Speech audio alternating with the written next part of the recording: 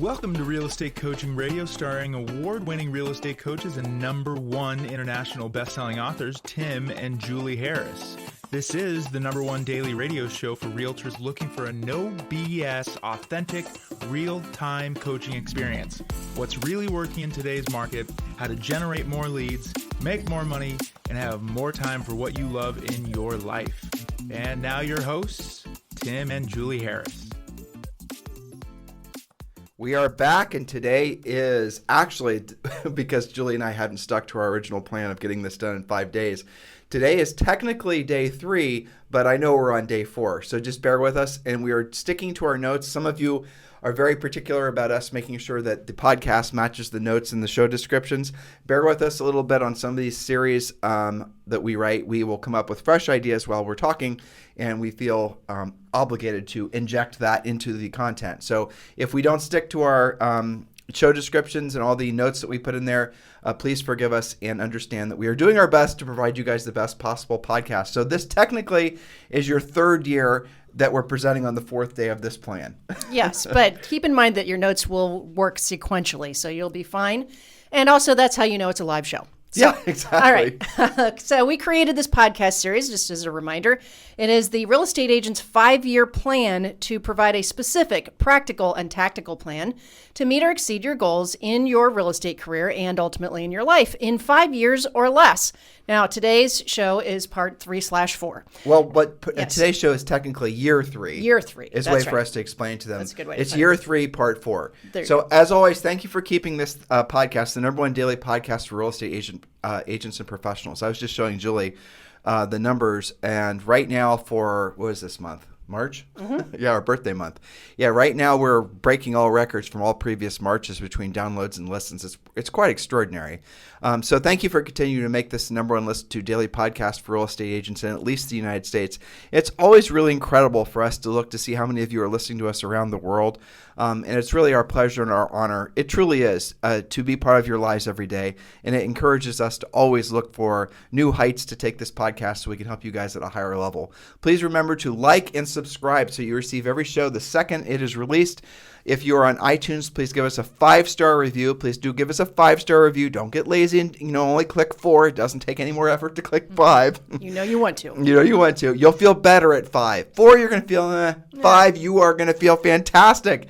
And then please do write a nice little description of something you liked about the podcast. Your continued support, encouragement are greatly appreciated. We really do read all your reviews and really do appreciate your continuing to make this #1 listen to daily podcast for real estate professionals. And today's show is sponsored by RedX. And here's a question for you. Are you finally ready to become a listing agent?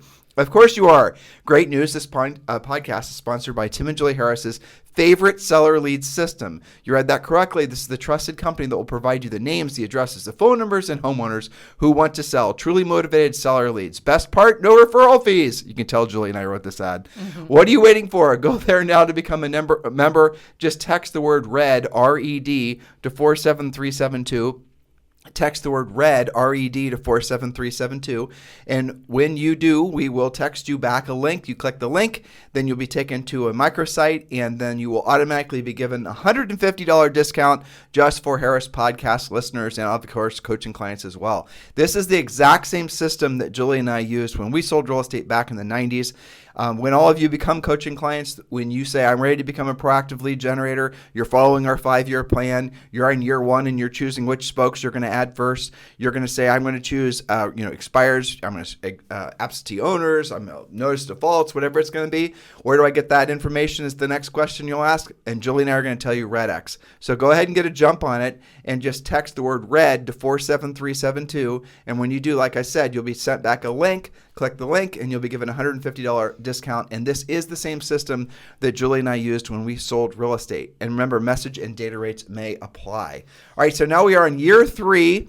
This was supposed to be day 3, but this is year 3, day 4, so don't be confused. And again, if you want to listen to the past podcasts leading up to year 3, that of course it's easily found on our website, timandjulieharris.com, iTunes, Stitcher. If you're on iTunes, which is the easiest way to listen to podcasts for sure, well, Spotify's gotten a lot better too. Everything's going to appear in the show in the sequential order on the days. So if you want to go back, listen to the first one, and then listen to the second one, listen to the third one, it's obvious how to do it, so don't be overly confused because our notes might not match up. And I am, again, being sensitive to that because I appreciate the fact that a lot of you like to use this podcast in your office training, in your team training.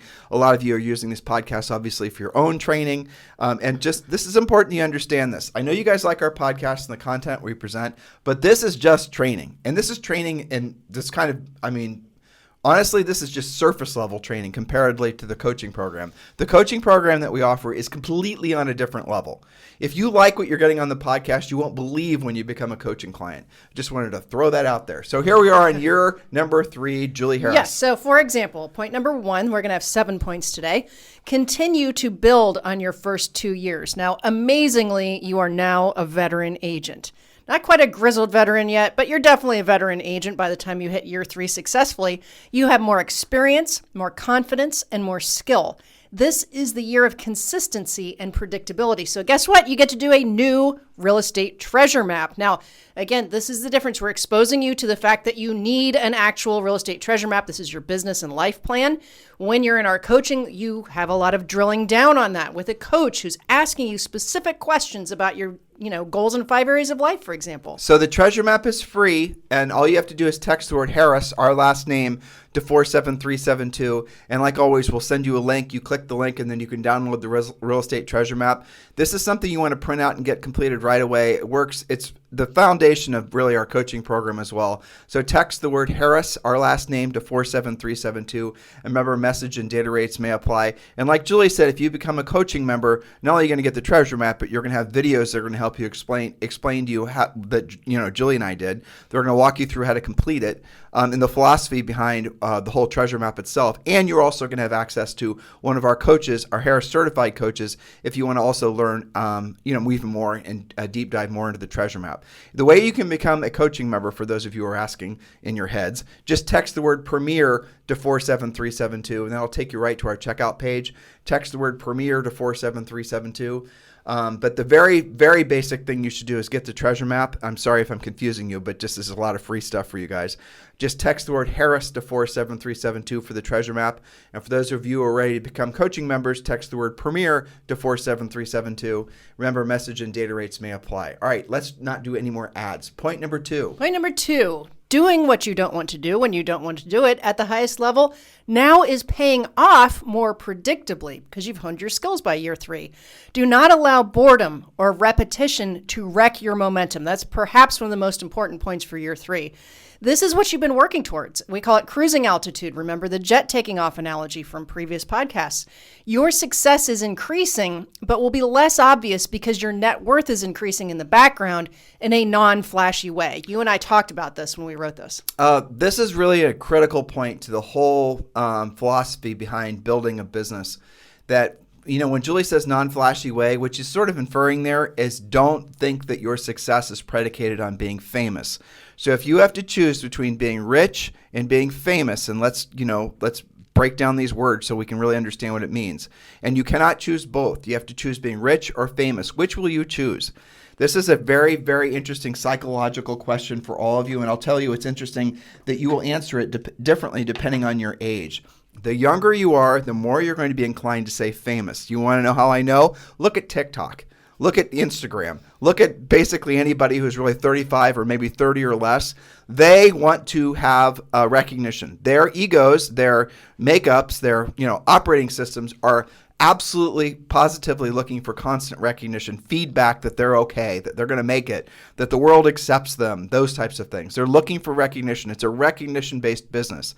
Now, if you don't push past that, which is an ego process, by the way, the older you get, the less likelihood you are ever to accumulate any wealth. Because very rarely does the quest for fame and the quest for riches go hand in hand, like never. You want proof? No problem. Warren Buffett did not become the Warren Buffett we all know today until he was in his 60s. And you did not even know who he was unless you happened to be an investor until he was in his 60s, because he did not try to be famous until he was the world's wealthiest man. And even then, the world found him. He didn't find the world. And Charlie Munger, his partner, says something really critical about this, a quote which I love, which hopefully I get mostly right.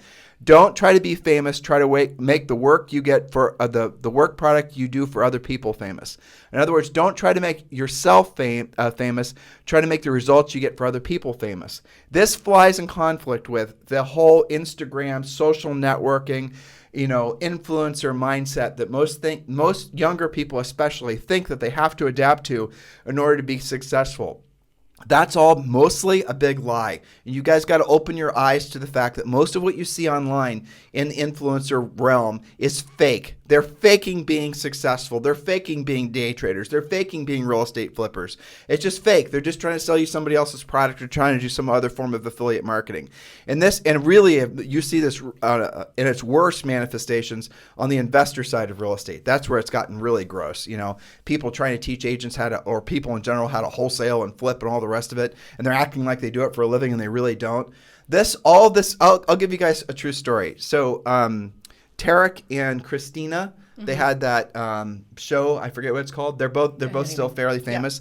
Yeah. And Tarek was a coaching client and really nice guy. He's in the EXP Realty. I mean, genuinely good person. I don't know his ex-wife, so I can't speak to her, but I'm sure she's fantastic too. So when he got hired to run that house flipping TV show, him and his wife had never flipped a house or maybe flipped one house. In other words, they had a pitch for a show and the show got picked up, but they had no previous experience flipping houses. Most, if not all, of the Bravo TV stars, I'm not sure about this recent crop, but all the previous ones, some of them Julie and I had as coaching clients, they basically hired Julie and I to help them learn how to sell real estate because they got a job on a Bravo TV show and they didn't know what the hell to do. So the network came up with the idea before the agents. The agents didn't go to them with the idea. Right. They were basically cast. Julie and I have personally been solicited to be part of TV shows. Because we're not selling investor stuff, we've never been picked up. But the reality of it is that is all essentially, I guess, what we call real estate porn. And so when you're modeling yourself after people that are famous, thinking that you have to be famous in order to be successful, the probability of you ever being rich is about zero because you're going to spend all your money and your time and your effort on the wrong thing. Your energies are going to go towards something that's in essence egotistical and it's also fake and a lie. Where your energy should be going towards is learning how to, yes, market, but also learn how to have the skills. Once you generate the lead, you have to have the skills to know what to do with that, to pre-qualify them, to actually help them make a decision. And then ultimately your mindset has to revolve around the idea of being of service. And so that's really what we're talking about. So what Julie's talking about when she gets to the point she just read, which was point number 2, is that you ultimately have to lock into the fact that now we're in year 3, right? For you've now made it to year 3. You've now made it past what essentially 90% of all agents do. Most agents fail within the first 24 months. Why have you gotten here? Because you have followed our suggestion and focused on being rich and not being famous. Because when you choose to be rich, the other thing that's going to go along with that is learning how to be a proactive lead generator. You're not going to, primarily buy your leads. When you're in year 1, if you remember correctly, get your leads any way you can. You've got to have cash flow. But as you progress and you get better and you improve your skill set because you're following our 5-year plan, because hopefully you become a coaching client, then what you're going to start doing in year 3 is you're going to start accumulating money. You're going to start the first couple years, you're going to be in the suck. There's no two ways about it. Even most of year 3, you're going to be in the suck. You're going to have to fight like hell to make sure you keep pushing the rock up the mountain, and it's going to feel more work than you possibly can imagine.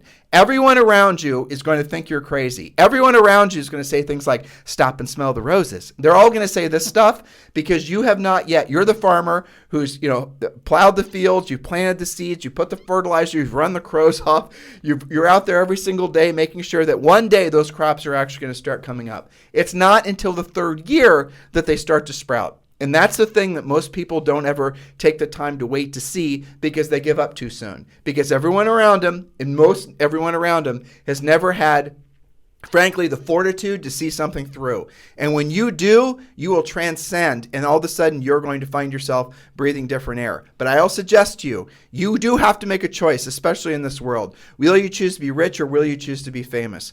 I would strongly suggest you choose to be rich because on the other side of being rich is freedom. Freedom is, and what ultimately what rich is where your money works for you and you no longer have to work for your money. You want to be rich. You want to wake up in the morning having enough money coming in that you don't have to worry about having money come in, frankly. You can then do what you want to do in life. Remember, don't make your work your passion. Don't think you have to be passionate to be successful. Fuel your passions with what comes as a result of your work. And your work is what you do to be of service to other people. Are you guys putting these puzzle pieces together? It's not that complicated. Intuitively, you know what we're saying is absolutely true. Point number 3, Julie. Point number 3. So again, year 3, 24 transactions minimum should be the goal. That'll give you at least $288,000 gross commission income. Now, for some of you, 24 is going to seem easily achievable at this point, especially if you didn't get off track in year 1 and year 2.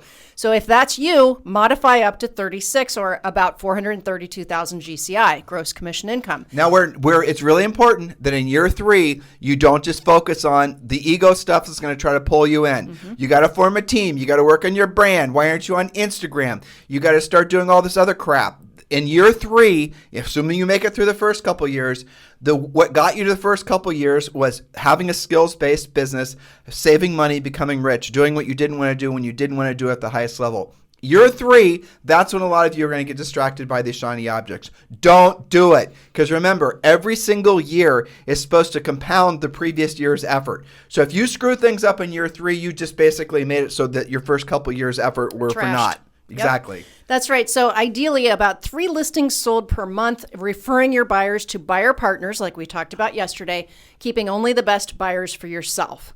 Now, point number 4 is interesting, and I'm going to ask you about the conversation we had about an hour and a half ago. Yeah, but do you remember the quote? I don't remember it. Just let me do the point first. Point number 4, your net worth is now growing. Again, assuming you didn't screw it up along the way. Continue to invest in non-risky assets like an additional rental property and your relatively conservative stock portfolio. You and I were talking about when people, and in this case, agents and brokers, when they start making money more predictably and they've got savings and they've got their debt paid off, so their cash flow is more consistent. It's really easy to start being more speculative.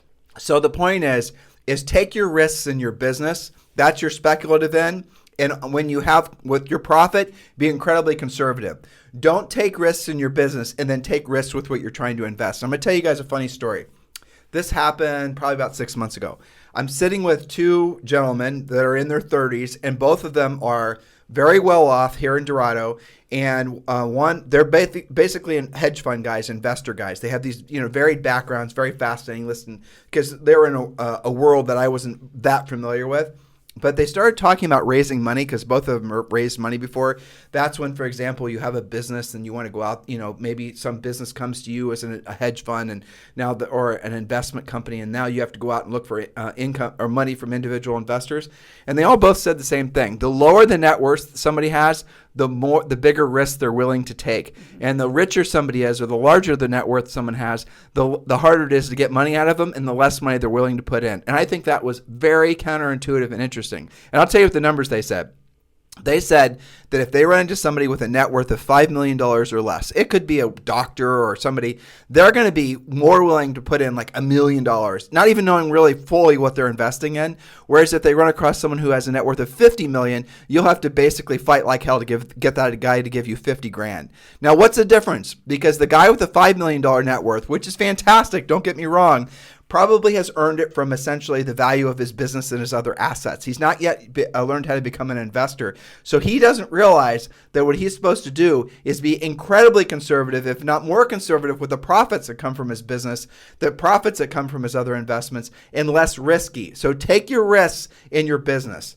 That's what you're doing. You are doing something that's risky but has a great reward if you do it right. When you pull the profits out of your business, be super boring and conservative. Rental properties, index funds, stuff that's just no one's going to celebrate you. There's no big home runs. You're not going to brag about having bought Bitcoin at this and sold it for that.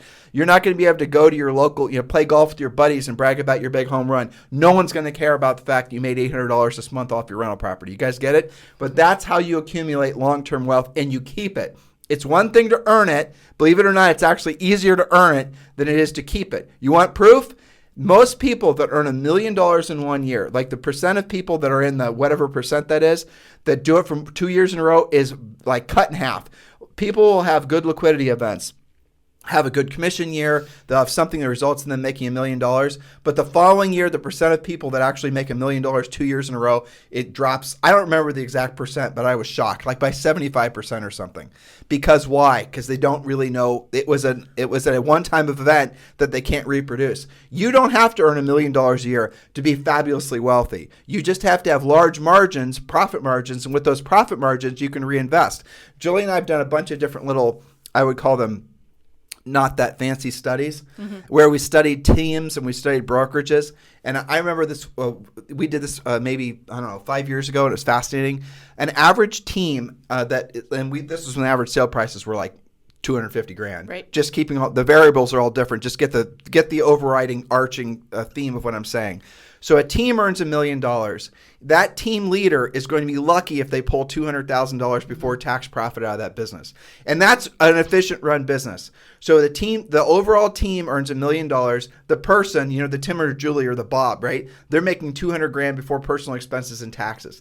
But if you were to take Betty and Steve, who basically are a mom and pop, and they're selling, let's say, $250,000. So the team earns $1 million and nets $200,000. A single practitioner with maybe a part-time assistant who earns $225,000 or $250,000 will net the same $200,000. So you explain to me why you would not want to be the person who has less overhead, who has less liability, who has less, not running an adult daycare. You explain to me why the big model where you're selling $1 million or earning $1 million is better than the one where you're earning less, assuming your focus is net. And I'll tell you the reason that people will argue against what I just said, because I hear it all the time. Well, you have to, you're still doing a lot of the work when you're doing less production. Who cares? You don't think it's a lot of work to manage a bunch of people? Yeah, talk to some of these team leaders and see how unstressed they are. Exactly. Are you telling me that you think it's a better quality of life if you have somebody going on listing appointments for you, if all these rest of these things? You have more liability, more responsibility, and every time the market changes, which it does, what's going to happen is you're going to be stuck with all this fixed cost. And we've seen it happen. We've been through 3 major recessions in our coaching business in the industry, right? And what happens is the teams who've been around since really the late 80s, early 90s, this is not a new idea, they hold on to their fixed costs too long. They don't shed it fast enough. They don't know how to proactively lead generate. Their buyer's agents teams are basically a nest full of pissed off baby birds. They don't know how to proactively lead generate. And what happens is the fixed costs, first of all, you think, well, 1 month, that's just an aberration. 2 months, well, now it's a problem. 3rd month, you're remortgaging your own personal house to keep the business together. And by the 4th of the 6th month, you're not only out of business, you're probably thinking about bankruptcy. Don't let this happen. You have to think like a business owner. Don't be seduced into believing that just because you've been successful in your first 2 years in the real estate business, following this, I think, loosely knit plan, basically, but your 3rd year, don't start going down the wrong road and ruin all the things you created. Your goal is to create net profit. With the profit, reinvest it and become rich where your money works for you and you no longer work for your money. Related to that is point number 5. Do not push the easy button. It doesn't work. Don't Did you read fall that prey. one? Yes. Did you do 4? Yep. Okay, sorry. That's okay. Don't fall prey to what we lovingly call the 3 Bs. Building your brand, buying buyer leads, or building a team. And we've talked a lot about this so far, but these things are actually unnecessary and will erode your profitability. You have proactive skills in year 3, so don't make those mistakes. Those things are not actually required for you to go to year number 4. Right. And if you do start thinking, because you will be seduced by a lot of people trying to tell you that, well, congratulations, Bob, you are super successful. Now you need to hire 3 buyer's agents. You need to hire 2 action coordinators. Yes, you're going to screw your net profit, but who cares? You're investing in your business and you're going to see the benefits of the investments you made over the next 2 or 3 years, blah, blah, blah. That's all an elegant lie. Focus, Bob, if you're listening, focus on keeping your net profits where they are, keeping those profits in play so you can invest them in conservative assets that are going to produce passive income for you so you can be rich, where your money works for you and you no longer have to work for your money. Guys, I know what we're telling you is something different than what you've heard before, but doesn't it just intuitively hit you right between the eyes as being the truth? Doesn't this make it so your life is less stressful when you think about following a plan like this? Do you see how it's fewer spinning plates? There's fewer threat vectors. Do you see how this is absolutely positively in alignment with the reason you got into real estate in the first place, which was to be free. That's right. So point number 6, master at least 4 spokes now, keeping your center of influence as your foundation. We talked a lot about that yesterday, that center of influence should be expanding and be always the foundation of your business. Those are repeat and referral clients, but also expanding into other sources. So you're going to choose some additional spokes. Those are, remember our spokes in the wheel analogy. Those are your other avenues of business. So for example, if you have until now had little or no exposure to, say, new construction, that's a very viable spoke for you to be learning, both as a resource for buyers to, find inventory that's not in the MLS, but also to work with those new build reps who should be referring you their resale because they're not going to be the listing agent. Do not let the previous spokes that you have now mastered down. You have to keep doing them. Yes. Do not just say, okay, I'm going to go work with builders. Forget about the other things I've already gotten really good at. Do not make that mistake. Do not let down the previous version of yourself. You've worked to where you are. Don't stop doing what you're doing. Don't stop doing what some of you will call the foundational fundamentals. Keep doing them because that's what's going to get you to the end zone where you're financially free. Point number 7, Julie. Yes, point number 7. Now is the time to hire perhaps a full-time assistant. Make that assistant a profit center through prospecting their center of influence and or having them do broker price opinions, BPOs. We've done podcasts about BPOs. The assistant's main job is to do everything that is not on the following list. This is your list. They're going to do everything else. Proactive lead generation, furiously fast lead follow-up, pre-qualifying, presenting, negotiating, and closing. If it's not on that list, you need to empower them to say, I'm sorry, Bob, you need to step away from that and let me handle it. Now, do not think that you can delegate your proactive lead generation. I know all of you love the idea that you're going to hire some ICA to do all the ICA? I got that right, didn't I? Or virtual assistant. Yeah, virtual assistant, to do all the work that you don't want to do. The problem is you've never learned how to do it yourself. And so now you're trying to hire someone to do something for you that you actually don't know how to do yourself. And that's being a proactive lead generator. So if you only can choose 3 things from Julie's list, here's what the 3 things I want you guys to consider mastering. And you can frankly not be very good at the other things. You need to be really good at proactive lead generation. You need to be really good at furiously fast lead follow-up. You need to be really good at pre-qualifying. Well, I also am going to say presenting too.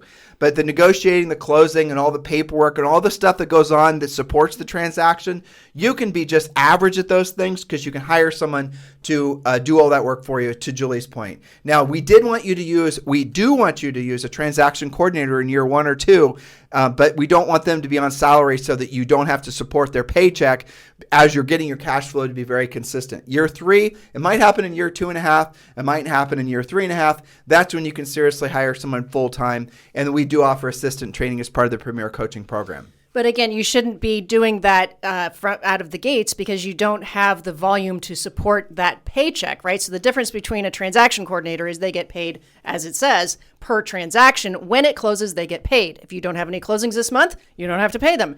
Versus an assistant, even part-time or full-time, they expect a paycheck every 2 weeks or so, whether you're making money or not. So that's why we don't prescribe this until about year 3, give or take. They can do things like getting your pre-listing packages together. They can confirm your appointments.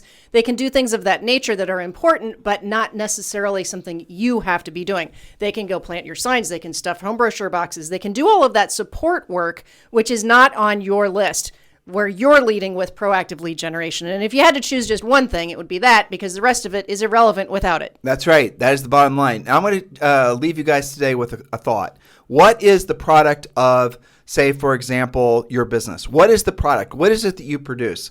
What is it actually that you do all day, and what is the output, the result of your work? Now, I'm going to ask you that question. Longtime listeners, you already know what the answer is, but for the rest of you, I want you to think about that question. Some of you are going to say happy customers. Some of you are going to say sold houses. You're going to say all these other types of answers that are definitely ingredients to what the product is. The actual product that your business is supposed to produce. And if you don't produce this product in abundance, you will be out of business. Matter of fact, if you don't produce this product in abundance, you are not in business. The product that you are actually producing is sold houses, is happy customers, but really, truly what it is, it's profit. And if you're not producing profit in your business, you are running a nonprofit and you will be out of business. I want you to never forget that. Please The product of your business is profit. Don't get all wrapped up in all the emotional sort of amiable stuff that confuses you and gets you off mission as far as why you got into real estate in the first place. You got into real estate so you would be free, financially free. Just spend more time on your passions. Just spend more time, with your family. Just spend more time doing something other than worrying or thinking about having to pay your bills. That's the beauty, that's the blessing that is real estate. But if you think about Julie's plane landing analogy, you get off a couple degrees, you're going to basically end up someplace you never intended to be. Some of you are listening to this plan and you've been in the business forever, and now you're realizing you're off by a couple degrees. Course correct. Get your butts back in direction immediately. Rates are going to rise. There's going to be some consternation in the marketplace. Inventory is not increasing. And here's the podcast we're working on. Every single lead seller that a lot of you are addicted to are raising their fees. Every brokerages, Compass in particular, is planning on lowering their commission splits. In other words, you making less. The profit that you're going to have to start fighting for is going to be less and less and less unless you, of course, learn how to be a proactive lead generator. I strongly encourage you guys to take this seriously now before you're essentially realizing you should have listened to us a long time ago. We encourage you to become a Premier Coaching member. Just remember to text the word Premier to 47372. In the meantime, guys, sincere thank you for keeping this number one listened to daily podcast for real estate professionals in at least the United States. Tomorrow, we're going to do, you ready for this? Yes. Year 4 and 5. That's right. Yep, so year 4 and 5. Yeah, and you'll notice that there's a trend here. When we did year 1 and year 2, there were actually more points. It was very specific. There were things like, if you don't do this, you're not going to make it to year 3. Right. Once you go past, about mid-year of year 3, it becomes things like we talked about today. Don't get distracted. Don't let boredom kill your momentum. We'll probably talk a little bit about the stages of mastery because now they're deeply into concentration/momentum. They should be out of formulation, which is the getting ready to get started zone. So get ready to continue to take notes, but tomorrow we'll cover both year 4 and 5. The greatest destroyer in year 3, certainly into year 4 and 5, that the greatest thing that I see agents who have huge potential is really when they allow their egos to creep in. Definitely. Because when you follow this plan, you're going to start achieving levels of success that other people won't understand. And you're going to be getting real estate. The industry loves to give really, I think, mostly unearned recognition. I remember this happens so many times. We'll have a new agent come to us, a new coaching client, and they'll say like, I was the agent of the year last year, but I only sold 3 houses in my brokerage, So the industry loves to give out recognition for people that really have done the least amount of work possible. And the reason I'm telling you this is if you start becoming more and more successful when you do in real estate, you're going to get so much recognition. It's easy to be seduced by it. And that's what happens in year 3. And then you start thinking, well, I need to be a coach. I need to write a book. I need to start a seminar. I need to become a YouTube thing. I need to do all the rest of it. Keep your head down. Focus on your transactions. Focus on increasing more net profit. Our goal for you and your goal for you should be by year 5, or if not sooner, you are rich where your money's working for you and you no longer have to work for your money. That is what should be a unbelievably, I think, stress-relieving path forward for all of you, because then you are immune to politics. You're immune to interest rates. You're immune to the, whatever hijinks are going on in the world, because you have produced a source of income that is no longer dependent on your labor, that is passive, and you can then be free. That is the first step of essentially, I think, what can be very transcendental. Sorry to use a woo-woo term. No, it's okay. But it's true. And we're going to be covering years 4 and 5 tomorrow. Again, guys, thank you for continuing to make this number one listened to podcast for real estate agents in at least the United States. It's our pleasure and our honor to be in the position to be providing so many of you with what we hope is really top-tier training along the lines of education, motivation. Now, of course, it's your job to get into action. Take action now. Have a fantastic day.